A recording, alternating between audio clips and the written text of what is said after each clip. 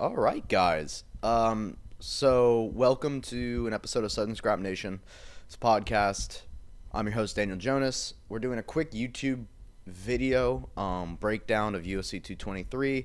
What happened yesterday was I recorded, got the audio recording, however, did not get the video recording. So today we're just going to go through the breakdown of the card. I'll announce a couple fights that I announced yesterday, but mostly I'm just doing two versions of this. So if you want like a real long in-depth version, you can grab my audio version, which is on iTunes, Spotify, Google Play. And then this version is going to be a little bit more cut down, short. As you can see, I'm not wearing like headphones and worrying about my audio box and the whole production thing about it. I'm more just focusing on the video aspect of it. So we do have good quality audio anyways. It's recording now. So yeah, we're a minute in. All right. So this is actually the video working.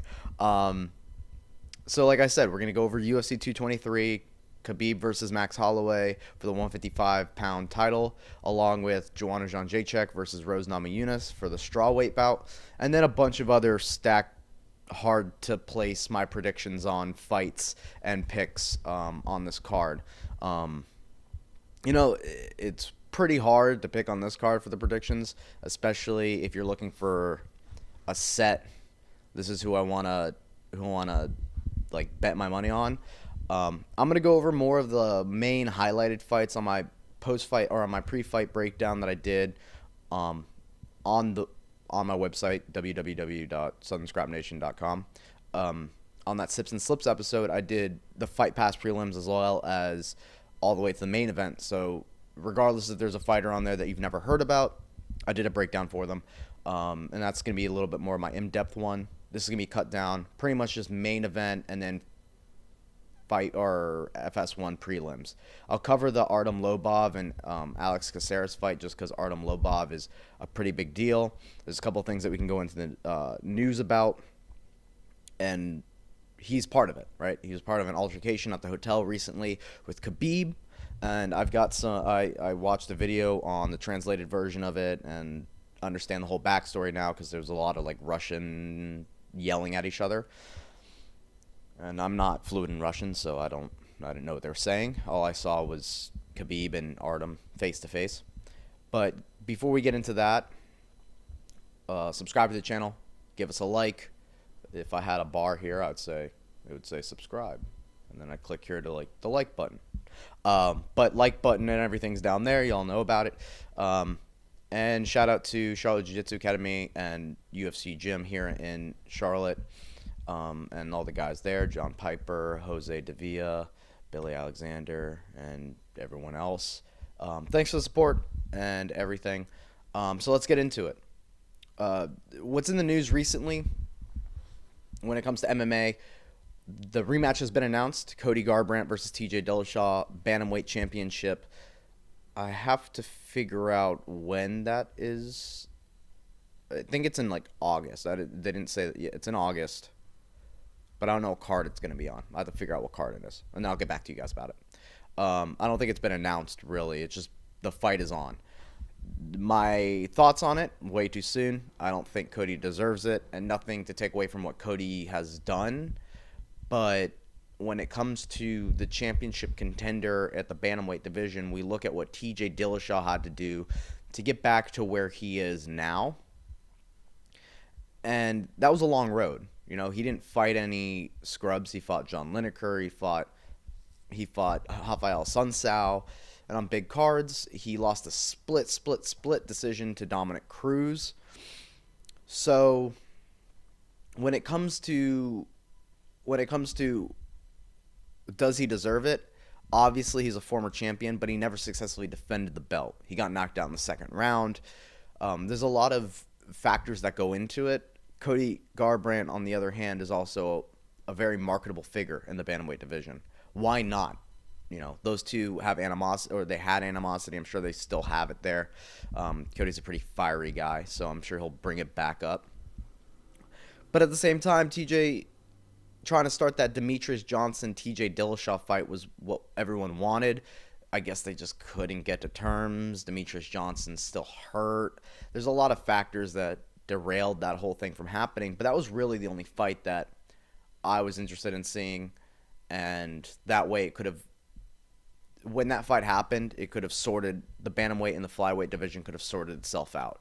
Right now, Cody fighting, I mean, it can kind of still sort itself out, but what if Cody wins? Then we're back to, now we have a trilogy fight between TJ and Cody. I guess you could sort it out then, but Dominic Cruz is waiting in the wings.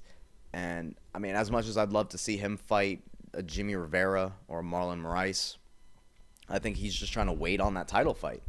And then you have Marlon Moraes in the wings. He's got a fight with Jimmy Rivera coming up.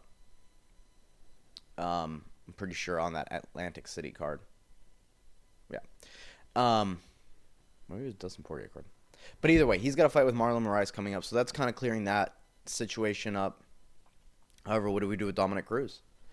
Dominic Cruz versus Cody for the second time would have been a better choice. That way they could solidify who would fight TJ Dillashaw for the second time. Both those guys have fought TJ. TJ being the champion now, develop a title contender, make it, I mean, it wasn't an easy fight for Cody as much as he had fun and stuff in there. It was making him miss, making him pay. He went 5 rounds with Dominic Cruz. So I'm sure he could have tried to finish it, but there's a reason why he didn't finish it. There's a reason why he couldn't finish it. So TJ versus Cody, yeah, I'd like to see it, but at the same time, he finished Cody. I would rather see TJ versus Dominic Cruz because that was such a split decision. It could have gone either way. The UFC thought he won. Us thought TJ won, even though he lost. So that makes more sense to me. Right, you got 2 guys that had a very, very close fight, and if you want to right a wrong, that's more of a you're helping Cody right his wrong. You're not helping TJ right his wrong, which was Dominic. And if you're the champ, why are we helping out the title contender? You know what I mean? Unless you have a future plan for him, like we want to make some marketing gains with him or whatever. You're expecting Cody to win. I'm sure WME is a very big fan of Cody. Obviously, being what was one of those, like, along with Cynthia Calvillo, Francis Ngannou, all these guys and girls that they were promoting heavy, the new breed, the young group, the new crop, whatever you want to call them. I think they just want to get them back in there and get their face back under the spotlight. I mean, they've got what's that water that Kobe Bryant's Gatorade version, Body Armor. They're all sponsors. They're sponsored by Body Armor, which is, what Monster used to be in the UFC. But then they got their head straight and they're like, let's get a less sugary drink with less, bad stuff for you. And this will be our sponsor, even though it's probably just like Gatorade and as sugary as always. I've always wondered, when they were sponsored by Monster and they had those like cans, or the ones that Connor and Nate threw at each other, I wonder if the fighters like actually ever drank them. You know what I mean? Because I couldn't imagine after a fight, man, super dehydrated. Thank God I have this Monster next to me. You know what I mean? I never got it. The water bottle, downed all the time. If I was at press conference, that I would need like 3 water bottles. But the Monster Energy, I couldn't imagine drinking that and being like, I'm ready to fight. It doesn't make any sense. So, other than that, that was the biggest news that came out recently. So going into that hotel altercation that happened between Khabib and our GOAT, Artem Lobov. So recently on a Russian interview, they were asking Artem about Khabib and all he said, especially with Conor McGregor Artem being Conor's, boy and all that fun stuff. They were asking him about what do you think about Khabib? All this shit talking, potential fight in the future. What are your thoughts coming into this? And Artem just pretty much called him a pussy and called him a bitch for pulling out of all the fights and giving him all this shit for pulling out and not being the fighter and, calling him names and da-da-da-da-da. So, what happened? Well, Khabib saw him in the hotel with his army of people, and walked up to him and was like, hey, don't ever say my name ever again. And Artem was like, I don't know what you're talking about. I didn't say your name. He's like, don't call me a pussy. I don't know who you think you are. And the funniest thing that Khabib did, and I mentioned it on the podcast yesterday along with most of the stuff I'm talking about today, the way that Khabib dealt with things is such like a Godfather move, or such a, I don't know, such like an old gangster move. He walked up face to face with Artem and collar tied him. Just one hand behind the neck, just like you would in wrestling, and collar tied him. If it's one thing if like a high school wrestler collar ties you, obviously you can tell he probably wrestles because he'll pull on the back of your neck, has that nice good grip, monkey grips it, false grip, whatever, good, good grip on the back of the neck. But Khabib collar tying you is probably one of those things when someone flashes a gun, right? It's not necessarily saying I'm going to use the gun, but just realize that if shit goes down, this is my ace in the hole. And Khabib can just like barely show you what his ace in the hole is by just grabbing the back of your neck. Hey, I'll throw you on your face. And you can feel that. Oh my God, he grabs like a bear. He pulls your head down. You can't lift it back up because he's so physically strong. The grappling strength, you can probably tell. And you can't see it. You can see it in the video if you slow it down. I saw a video that slowed down that video. But what happens is Khabib grabs the back of the neck, and he does like a fast, like slap almost, more of like I'm trying to re-grab on the back of the neck. Very wrestler stylish. Slapped him. Was like, don't ever talk about me that way ever again. So, I don't know where Conor was on the. I mean, Conor's obviously not there yet. He'll be there Saturday night. But it's just, to me, it blows my mind because Artem's one of those guys where he acts. He is tough. He's a tough fighter. I mean, you look at his record, you look at the way he fights. He's very tough. He's hard-nosed, but to a limit, there's a guy out there. And a lot of people in the world don't understand this, and they won't really understand it if they don't do martial arts, right? The average fan that doesn't box or do jiu-jitsu but just likes watching guys fight is a little ignorant to this fact, and there's nothing wrong with it, but I, as a man myself, I believe men should take a martial art, or at least have something that physically humbles them. Because even a professional fighter, one of the most badass men on the planet, badass women on the planet, know that there's always someone better than them. There will always be someone better than them. There is a mortality aspect to it. Back this camera up. It's like in and out focusing. There we go. There's like a mortality aspect to them that they understand. Whether or not they're undefeated right now, or they're on the top of the crop right now, there'll always be someone that comes up and can eventually beat them. That's the way life is. The young beat the old.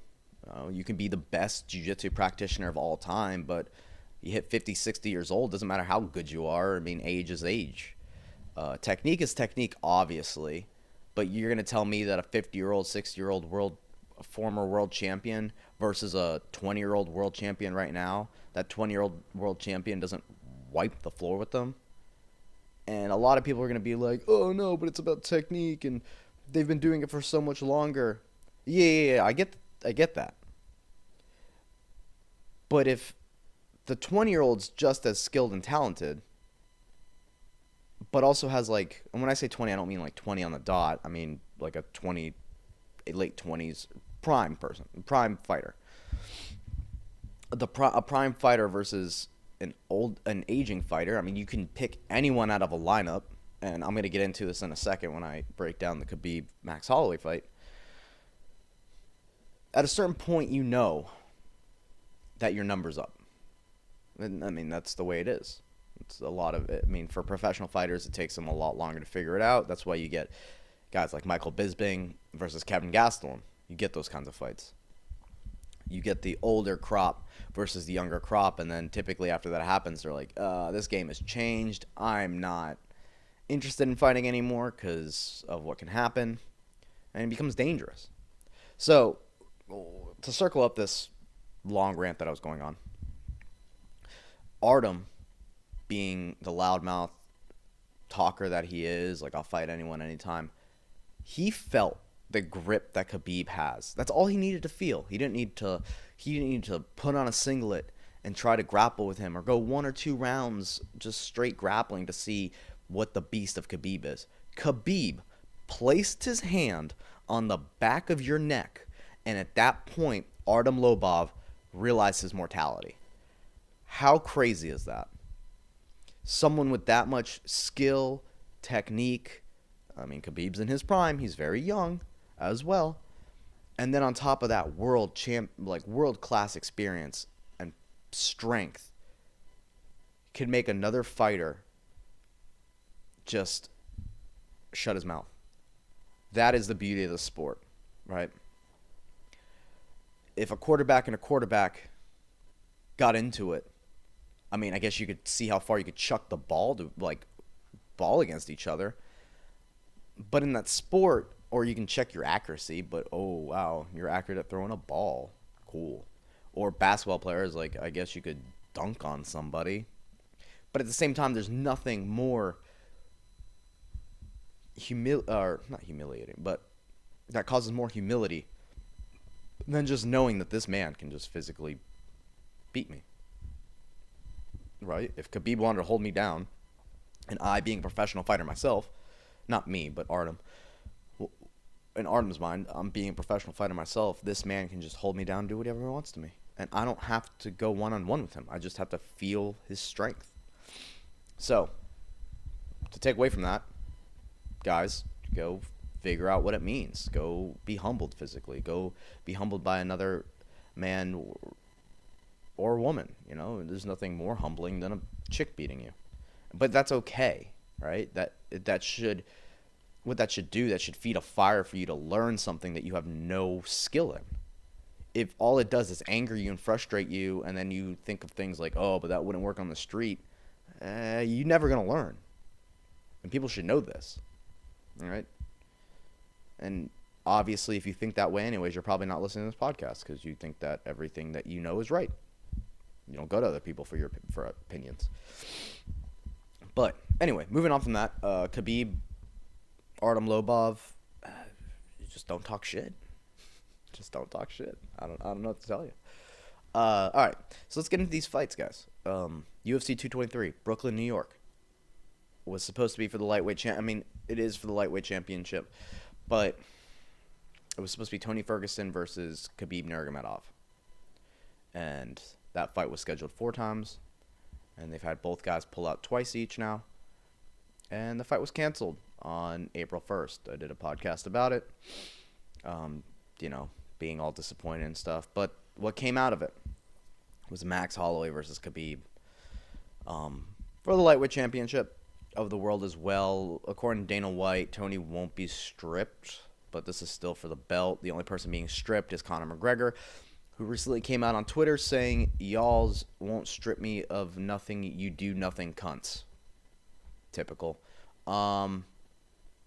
Yeah, but, I mean, you're still stripped, so you can tweet all you want to, but unless you take Max Holloway or Khabib's place on Saturday, you're not the lightweight championship of the world.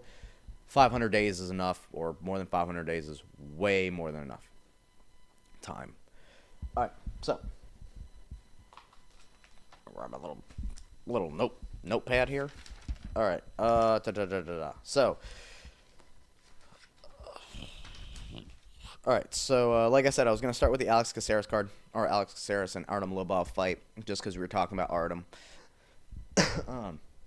Excuse me. So, both these guys holding records of 13-11.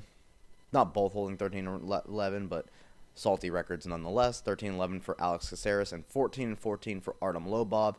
Even though, guys, we know those 14 losses were all just close calls that we didn't want to give the GOAT. No, all right. So Alex Caceres what he needs to do in this fight is essentially use his range, stay to the outside. You got 3 rounds to work. It's not a 5-round fight that Artem got in his last fight, or in his fight against Cub Swanson, not his last fight. But Alex Caceres, being that real lanky, long fighter. I mean, I'm doing average kind of breakdown speak right now. Use the range, stick to the outside, don't let him get inside and touch you with his hands. I mean, that's pretty much the name of the game on this one. We know what Artem's gonna do. He's got heavy hands. He fights with them low, and he comes forward. If you hit him, you hit him. He doesn't really care. He's got a chin. He's got a chin for days. Unless Alex Caceres can somehow hurt Artem with one of his shots, I think this is a game of keep away. This is a game of keep away until the round, or until the time is over, and you can get a decision. I personally predict that Alex Caceres takes this away. It's not going to be the greatest fight ever. I just think Artem Lobov has just been figured out, and it's fine. There's not really much for him to figure out about. He's a hard-hitting, forward-pressuring fighter.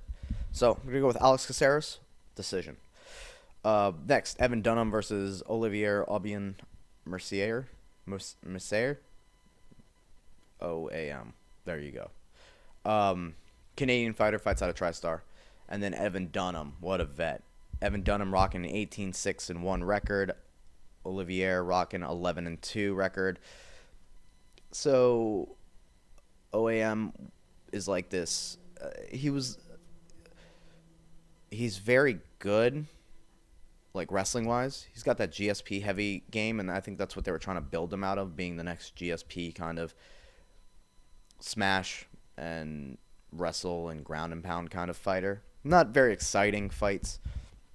And then you have Evan Dunham, who likes to make it gritty. He's a gritty kind of fighter. A lot of his losses come from the top guys in the lightweight division. So I think he does work on the lower rank guys, not like lower rank, but top 5 guys. I mean, that's his problem. I mean, but the top 5 in the lightweight division are arguably the best fighters right now in the whole roster of fighters. Because 155, regardless if you believe it or not, is the most competitive division in most combat sports. You got guys that have the ability to knock you out, but are also fast enough that it can cause a lot of problems. And their athleticism is, around where most men, the average male is in that weight category, the 180 to 170 pound, or 180 to 190 pounds, where they have to cut all the way down to 155. That's where like the average man is. So the competition's a lot harder. And that's how iron's made. Iron sharpens iron. Eventually you get katanas up at the number 1 and number 2 guys, Khabib and Tony, like katanas. And then everyone else is equally as good of a, sharpened iron sword. But that's because your daily practice to get to that level are high quality guys. 152 wrestling division in high school was a fucking nightmare, right? These guys were fast, they were strong, and they were technical. They were all 3 things. It's the worst. So Evan Dunham, I think he actually takes this fight. I think he makes it gritty. I think he uses his veteran experience to shut down takedowns, make him pay, and I don't think OAM gets away with just taking him down, trying to follow that game plan. I think Evan Dunham's a little bit craftier than that. I think he uses his craftiness and his veteran experience to exploit that. I don't think it's going to be the greatest fight, but I think he takes it either. I'll say finish. I'm going to give Evan Dunham a finish on this one. I think people sleep on it. I think this card, it's going to be hard to pick who's fight of the night or who gets a bonus or who gets a knockout, because these fights are stacked, 1. And then 2, everyone on this card knows that these fights are stacked, so they're going to be fighting as hard to get that performance of the night victory. I was watching an interview of Karolina Kowalkiewicz, who fights on this card, and we'll get to that fight. And she was talking about she needs a performance of the night because she loves New York, and she was spending a lot of money and needs to pay off her credit cards. So, even though all in joking, all these people are looking for performance of the night bonuses because they know that this card is going to be worth it. All right, so Joe Lauzon versus Chris Gutzmacher. Actually, to go back to the Evan Dunham and Olivier fight, real quick, Olivier was supposed to be Mirsabek Taisimov. However, visa issues derailed him from getting on this card. So, not a late replacement, but replacement for Evan Dunham. Anyway, going back onto the Joe Lauzon versus Chris Gutzmacher fight. Joe Lauzon with 27-15 record, a vet himself, and Chris Gutzmacher 13-3. Both these two fights are in the lightweight division. All right. So the keys to me in this fight: one, Joe being an experienced fighter, Chris being the younger up and coming fighter. I was gonna side more with Chris because he does have a very jiu-jitsu heavy background, and I'm sure that can nullify a lot of what Joe Lauzon was gonna throw at him. Even though Joe is very good on the feet, I just think that Chris hits a little bit harder. However, Chris's last two fights, or his last two losses, have both been submissions, right? High UFC caliber fighters, both losses by submission. So for me, I think Joe Lauzon, being the specialist that he is on the ground, learns and being a vet, learns from those not necessarily learns from those losses, but watches those fights, takes some key takeaways, and any of the guys that Chris has lost by submission to are definitely not on the same submission level as Joe Lauzon. So I'm gonna take Joe on this fight, and I think he, just like Evan Dunham, uses that veteran crafty experience, regardless of how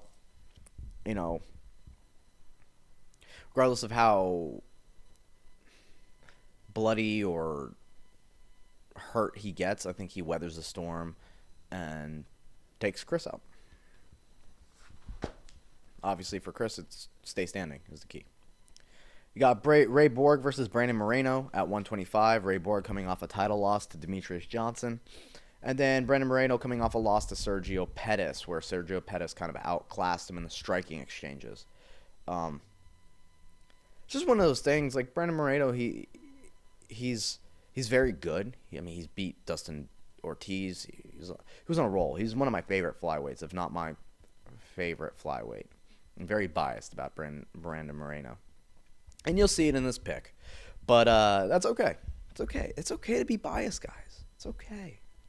It's okay, right?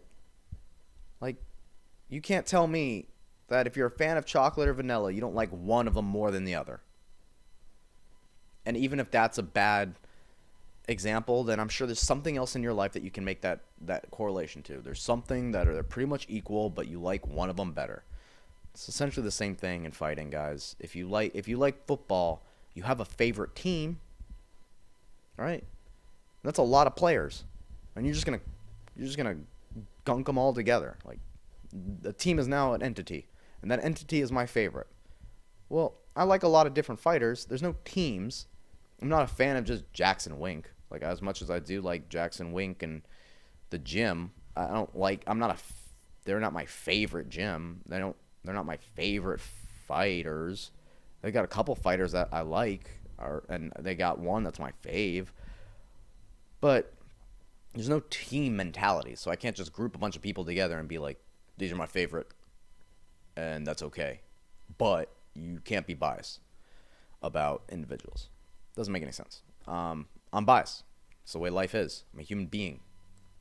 If you're not biased, then you don't make decisions. You're very indecisive. It's not a good quality. All right. So Brandon Moreno versus Ray Borg. What can I say about this? Ray Borg's key to this is to get him to the ground and Khabib him. Essentially just smash, get the submission that way. Whatever Sergio Pettis did technically on the feet, Ray Borg is looking to do on the ground. He just came back from fighting the best in the world, and ranked pound for pound one of the best. Does Ray Borg get the rub from Demetrius and learn from his mistakes? I don't really think so, because from what I've heard from Ray Borg is that he thought he was winning some of that fight. I mean, you can look back at it. But if he gets the rub, I mean, we may see a different Ray Borg in there.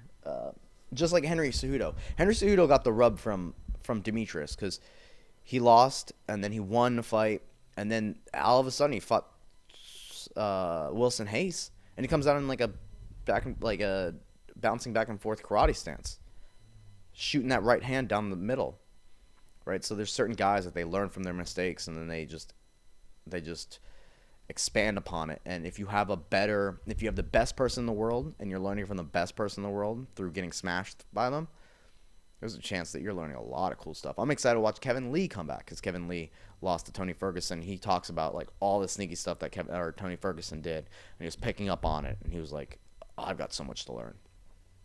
Same situation with Ray Borg. Hopefully he comes in here, learns about some cool new stuff. And then when it comes to Brandon Moreno, use some new stuff that you've learned. Brandon Moreno lost to a high-quality striker, and then I see him touch sparring with Tyron Woodley.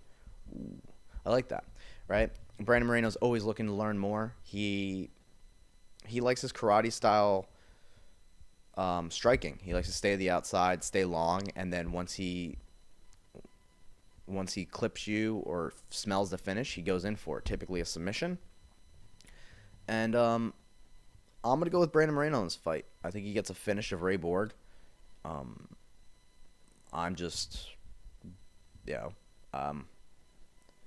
There's a chance. My mind says Ray Borg. A lot of these fights, it's like very boring decisions. Not technically all of them, but think about it. If you wanted to go Ray Borg on this one, he's not going to stand up and do funky striking with Brandon Moreno. He's probably going to try to take him down and smash him and submit him.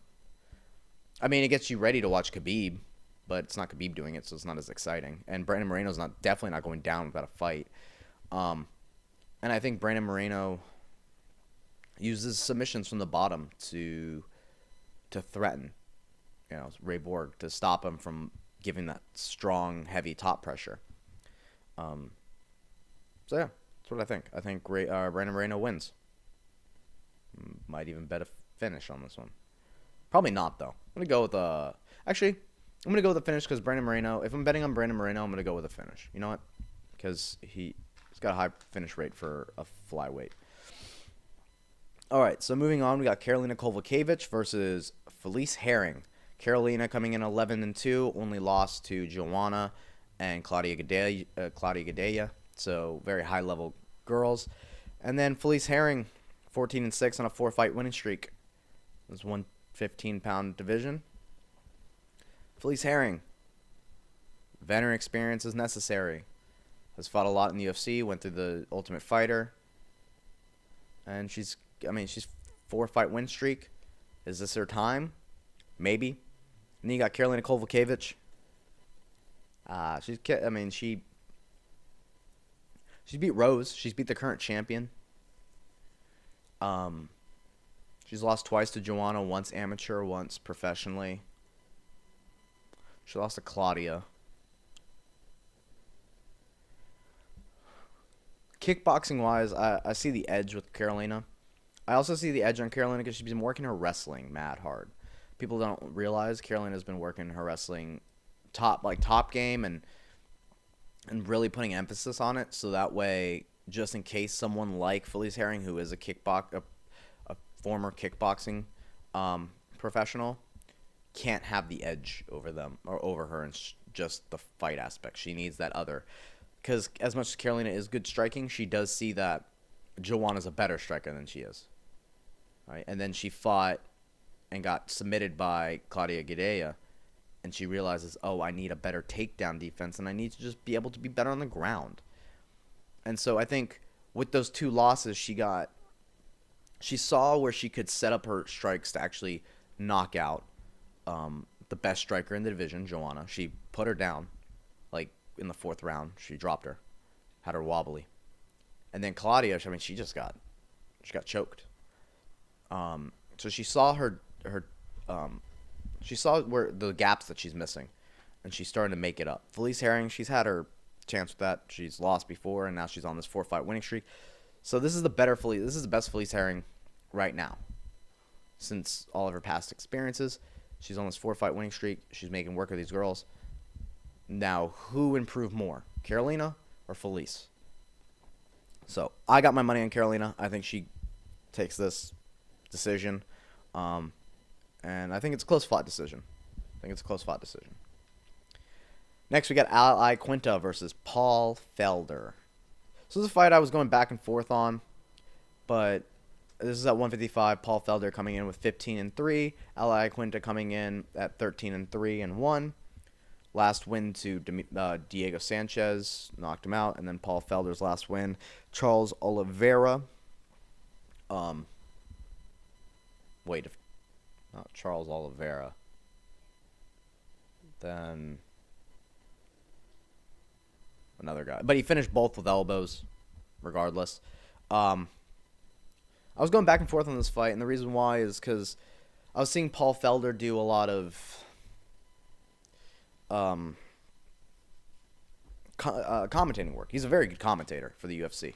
However, the issue with that is a lot of analysts will say this while he's commentating, what is Ali Quinta doing?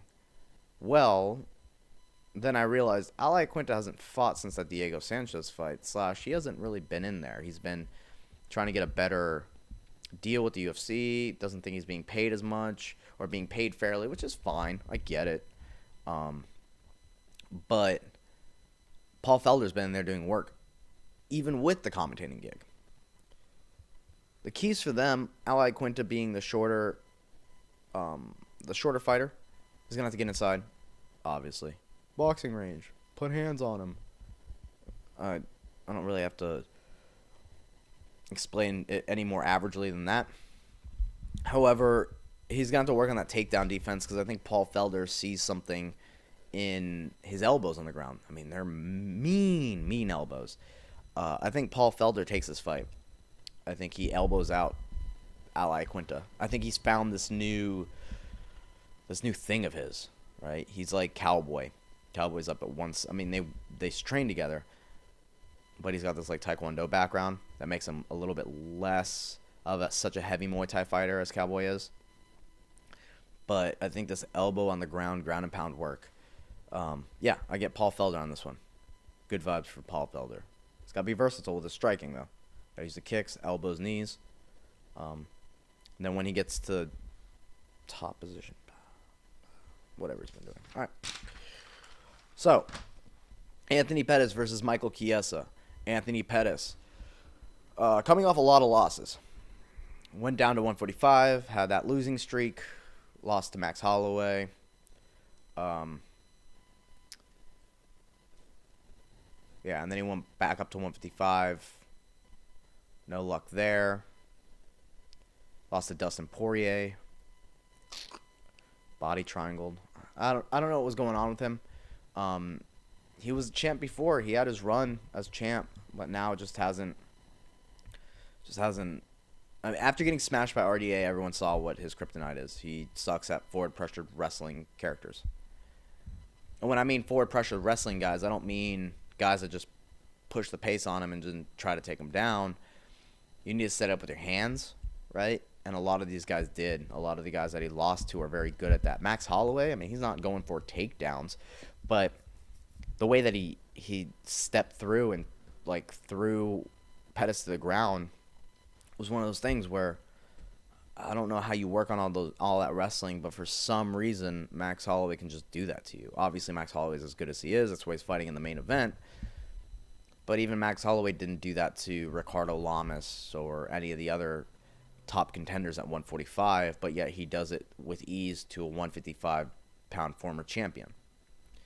And then the Dustin Poirier loss. I mean, he he got body triangled. He was looking for a way out. I know it hurt his rib and stuff, but if you were a former champion, i.e. John Jones, i.e. a lot of the guys that fought, i.e. even Sean O'Malley breaking his foot, I think his run is up. I think it's about time for new blood. And not necessarily Michael Chiesa's new blood, but Michael Chiesa's a nightmare for Anthony Pettis. He's way bigger than Anthony Pettis. If he wants to grapple with Anthony Pettis, it's going to be a long night from him.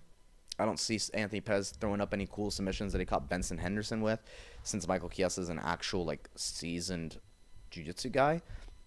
And then Michael Chiesa's striking is no slouch. You know, he's no slouch standing. If he wants to make it dirty and not a fun fight for Anthony Pettis, he will. I think we get Michael Chiesa with a finish on this one. I think he rights that wrong of what happened between he and Kevin Lee, and I think he beats this former champion, and he gets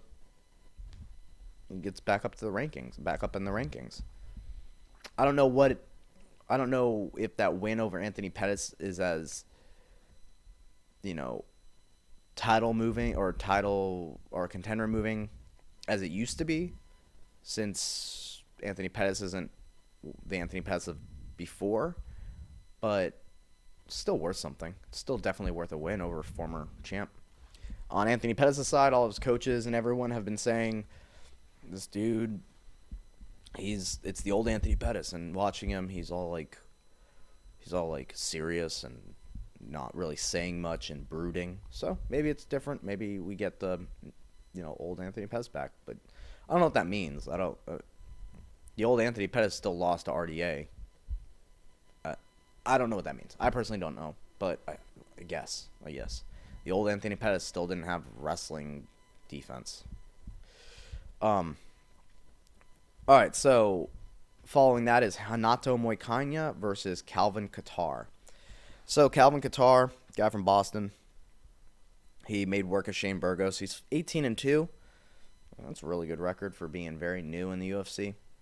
Then you have Renato Moicano, who last lost to Brian Ortega. Is a hard-hitting. These guys are both hard-hitting for 145. Moicano is very top-heavy in his jiu-jitsu.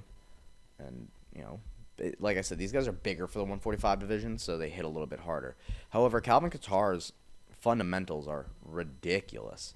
The way he dealt with Shane Burgos, who's a very unorthodox striker, and who kind of, you know, gives a lot of feints, gives a lot of reads, kind of like Dominic Cruz, and is a little bit harder to, you know, land on and start gaining that,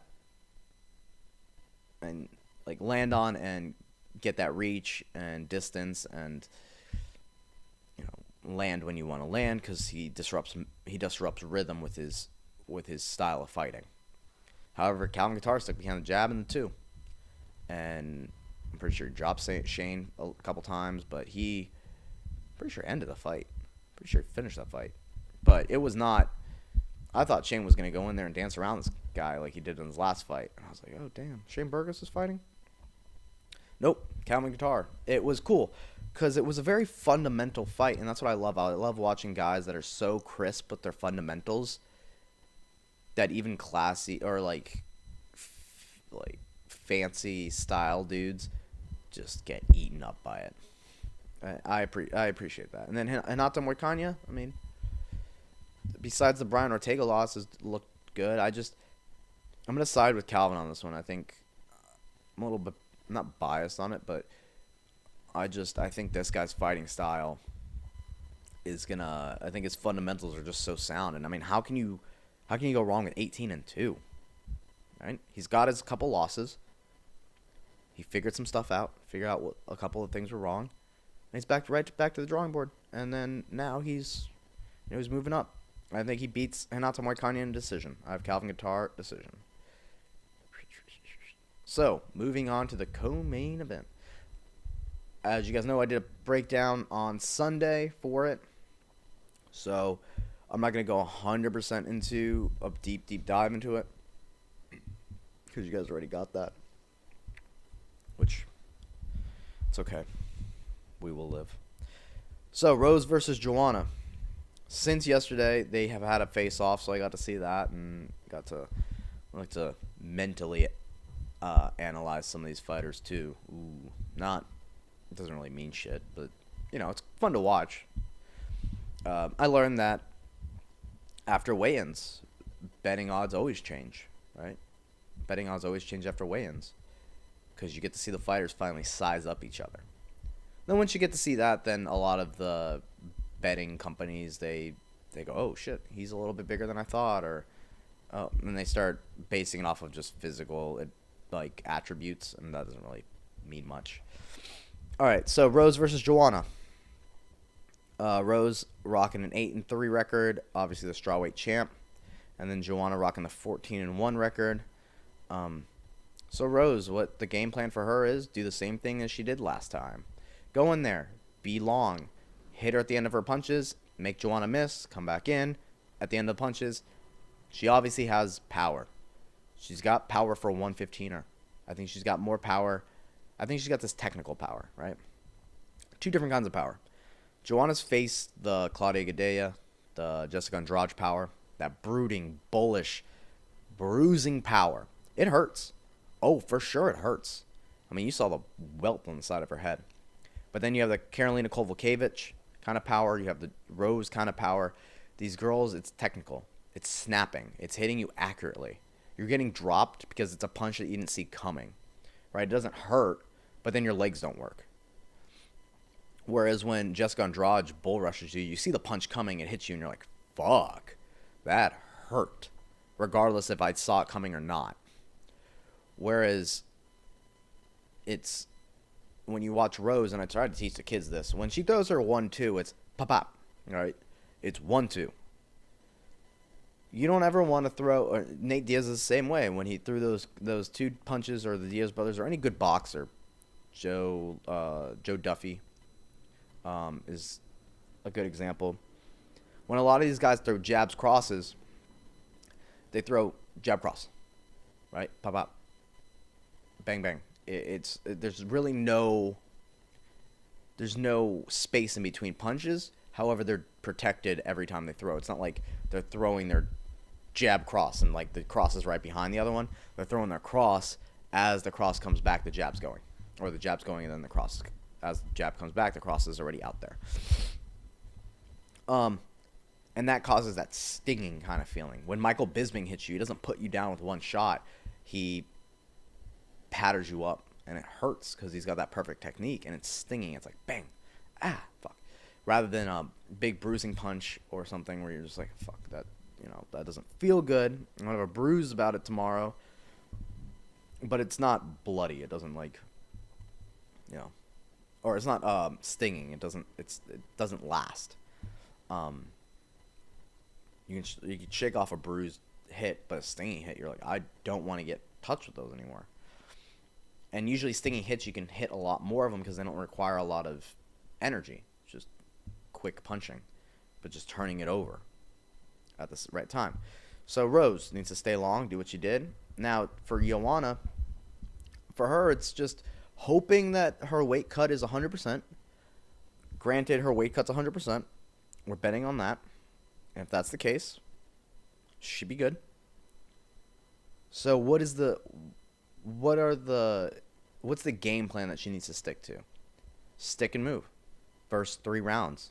Touching her, leg kicks, in and out. Don't let her get near. It's a lot of in and out movement, running around just like she normally does. If Rose does get in tight, clinch work to the body just like Karolina did to her. Knees to the body, knees to the body, knees to the body. And then out. 1 or 2 knees and then out. Don't sit there because Rose will do a lot of takedowns from the clinch. That's where her takedowns come from. Her takedowns don't come from shots. So as long as Joanna stays on the outside, patters her up, she can win a decision. However, my bet on this is I think Rose takes it. I think she does exactly what she did last time, and she finishes her again. She finishes her in the first round this time, right? When you watched it, Joanna was talking shit all last fight, yelling at the crowd. Boogie Woman is coming. I'm coming for you. Stay tuned. Saturday night. The whole business. This time she walks up. She's still mean. She's got that goblin. She got that like mean face that trying to think. It's like I'm trying to think of a face, but she's like a gargoyle, like standing there, like stone face, like looking through Rose. But Rose, man, she hits this like spiritual wall, and then it's not like she's looking through Joanna. It's just like she's in her own world, and it's like unfazed. With that Weekend and Little Uzi Vert song, unfazed. I think that's Little Uzi Vert. But anyway, she was like unfazed that Joanna's in her face, but Joanna's not yelling. She's just got her fists up, ready. She's being a little bit more humble, a little bit more quiet. So we'll see. I think she's a little bit more concentrated. It's a good fight. Now, if Joanna wins, we got a trilogy on our hands, which is not a bad deal either. I just don't see it happening. So then we got Khabib versus Max Holloway for the lightweight championship of the world. So, Khabib, 25-0. Holloway, 19-3. Featherweight champion of the world, 12-fight winning streak. Last loss to Conor McGregor back in the day, before Conor even had his big gorilla tattoo, so that tells you how long ago it was. And before Max Holloway had his chest tattoo, tells you how long ago that was. All right, so what is necessary in this fight for Khabib to win? Do what he did 25 other times. Smash, smash, smash, smash, smash. That's it. That's all he needs to worry about. Khabib wins. What are we looking for if Khabib wins? He gets on the mic. He cuts a hot promo. What's the hot promo that Khabib's going to cut? I personally think, obviously the Conor fight is what everyone wants, but I don't think he should. If he does that to Max Holloway, if he does what, like, let's say he goes in there and does what he does, and does it to Max Holloway, I have no interest in seeing him do it to Conor McGregor. Because I know he's going to do it to Conor McGregor. You're going to give him a couple more extra time. You're going to give him a little bit extra time to study the most studied fighter. And then for him to do the same exact thing. I also don't think Conor wants that fight, especially if he goes in there and mauls Max Holloway, no problem. I don't think Conor wants that fight. I think Khabib should call out GSP, call out a welterweight, Tyron Woodley, call out someone with a wrestling. Call it Ben Askren. Fuck, man. Call it Ben Askren. I don't care. Ben Askren was tweeting about it. They should call out someone with as equal wrestling game that everyone talks about, and they should go at it. That'd be sick. Either Ben Askren, GSP, Woodley, all these guys with elite wrestling backgrounds at 170, and then just figure out who's the best 170er. But Khabib's key to victory, man, is just to do what Khabib does. Set up the strikes to the takedown, take him down, and smash him. That's it. His dad was saying that they were expecting Tony Ferguson the last 9 to 10 minutes, and then after that, they'd get a little bit crazy to set up the takedowns. Shit, if Max Holloway lasts 10 to 9 minutes, and he's going to be faster than Tony, I don't know if going crazy to get the takedowns is what you want to do with such a sniper such as Max Holloway. Now, Max Holloway. Hey, everybody. I know you guys are Khabib fans. I know hashtag Khabib time. I know Khabib Army. Don't ever count out Max Holloway. Don't ever count him out. He is the best underdog ever. Besides, like, if he beat Frankie Edgar, then I would say that. But if he fought and beat Frankie Edgar, then that could have been the title for the best underdog. Because you see this guy that, and it's so crazy to me. I talk about Max Holloway as the featherweight champ that we don't deserve as fans. We don't. None of us deserve him as a fan, or as a fan to be our featherweight champion. He had a crossroads in his life, and that was that loss to Conor. Both those guys were injured. It was when they were young, and they had this fight. Conor ended up going away with it. He won pretty decisively with it. And then what happened to Conor? He started talking more shit, got into more things, became champ, fought Floyd Mayweather, all this money. What did Max Holloway do? Max Holloway went on a 12-fight winning streak, second longest winning streak in the UFC right now, next to Demetrius Johnson. If not the longest winning streak right now over Demetrius Johnson and Tony Ferguson. Became the featherweight champion, beat Jose Aldo not once and not in 10 seconds, not in 13 seconds, but twice, and both times he finished him. And in that whole time, he finished former lightweight champion Anthony Pettis. He got in a brawl with Ricardo Lamas to show that he's got that, he's intelligent. I mean, he just did work. He did work in the division. He beat Jeremy Stevens. He's beaten everybody in the top except for Brian Ortega and Frankie Edgar.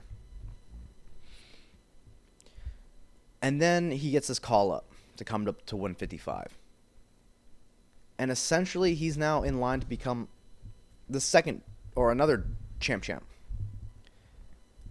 And he's essentially taking McGregor's route, but through hard work and fighting whoever that they put in front of him, including Khabib on 6 days' notice. Listen, you don't take a fight, especially against a guy that's 25-0, and especially if you're the featherweight champion of the world. If one, they're not paying you like a fuck ton of money, but two, if you don't truly believe that you can beat that person. You want to talk about self-belief that Conor McGregor has? Conor McGregor has self-belief. That's cool. He fought an aging Floyd Mayweather. But is it self-belief in the sense that he stepped up at 6 days' notice to fight? And don't get me wrong, Conor's definitely fought short-notice fights. I'm not saying that. But was it 6 days' notice to fight Khabib? Was he the one coming up in 6 days to fight? Right? No, he's not. Max Holloway he's got a chance to become champ. And then he's got a chance to get on the mic, call out Conor McGregor, who will be sitting in the audience, and go, hey, you think you're the best featherweight and lightweight fighter in the world? Come at me. I'm on a 13-fight winning streak. You haven't fought in 500 and something days, and your last loss was a 40-year-old man. I just beat the number one lightweight in the world, and I made him get his first. I just beat an undefeated fighter. You couldn't even clear someone that was 40 with an undefeated record. I think Max and Conor, too, for the featherweight and lightweight championship of the world, is one of the biggest fights that the UFC could hope for. However, guys, yes, Khabib Army. I don't think it happens. I mean, 6 days is a little bit too short notice for me. I think there's Cinderella Man, there's Rocky stories, there's the underdog stories, but reality is reality. In 6 days to fight that guy, no. You give it a little bit longer, maybe I can make a little bit more of a stronger argument about it. But there are things that Max has factors in that can cause a lot of problems for Khabib. He owns all the right tools to beat Khabib. His escape from clinch, or his clinch escapes from the cage are A1. His ability to use reach, his switching stances, his speed in this case, he's going to be faster than Khabib. His pace, all these different things can cause a lot of problems for a guy like Khabib. But on 6 days' notice, there's the Eagle. I think the Eagle just does what he does, and he grabs him. And then Max goes for rides. I think Khabib wins. Hopefully he calls out GSP. And that should be the coolest next super fight. So I think we get new lightweight champion of the world, Khabib the Eagle Nurmagomedov. Jesus Christ, what is going on with me today? Oh my God! Out of every day, I can pronounce his name, but today is just not happening. Anyway, Khabib's gonna be your new champ. And I think it's just, I don't know if we'll ever get the Tony Ferguson fight, but it's well deserved. I mean, 25-0, Jesus, 25-0 and champ. You know what I mean? He's 25-0 plus, or going to be 26-0 plus champion of the UFC. Not a lot of undefeated champions in the UFC that don't then become defeated. Get my drift? Cody Garbrant, undefeated, then suffered his first loss. Joanna was undefeated for a while, then suffered her first loss. It's very hard to keep that one. And, I mean, Cody Garbrant was only like 11-0. Joanna was only 14-0. Khabib is 25-0. If he suffers his first loss at 26-1, I mean, it's not a bad record at all. Shit, you could keep fighting. But it gives me that, like, Jose Aldo vibe. You know what I mean? Jose Aldo was 20-something and, 1. And Conor came out of nowhere with a 13-second punch. And then it makes you... And then you look at all the people that Jose fought. It wasn't like he beat slouches. But we'll see. We'll see. Yeah, so I will be back on Sunday with a post-fight breakdown with my boy Fitz, who you guys have heard on. Excuse me. Who you guys have heard on the podcast before. I'll have a video. We'll do our whole thing. We'll watch the fights. Other than that, I'll be away this weekend. I'll be in Wilmington, so the podcast will be taken from there. Nothing really changes, just location. All right, guys, have a great rest of your week, and enjoy the fights this weekend. I hope you all have a good rest of your day.